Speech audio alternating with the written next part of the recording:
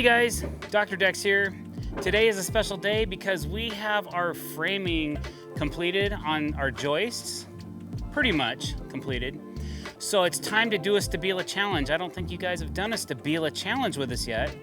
So we're going to, basically what we do is we like to show everybody how flat the tops of our joists are by taking a Stabila level and tossing it across the tops of the joists and see how far we can go. We got 42 feet here, so we're gonna see if we can't get this level to go the whole distance. So if you like this video or you get something out of it, please don't forget to click that subscribe button, as only 18% of you do, and we wanna get that average up a little bit. So we appreciate it if you do. I'm gonna go get set up and we're gonna see if I can toss this thing at least to here, but maybe to here, or here. All right, here we go. All right, you ready? All right, here we go.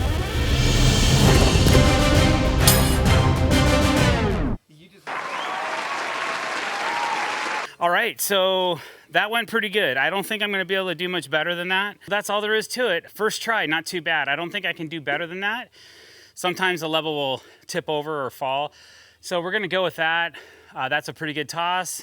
And basically, I heard a couple bobbles in the way, but it was able to travel 40 feet, which is pretty far for a level to go across joists. So there you go. All right, if you like this video, don't forget to hit that subscribe button, hit the bell icon to be notified when we're putting out new content.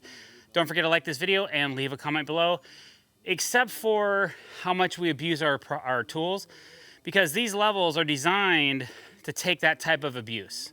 So thanks for watching, guys. Appreciate it. Have a great day.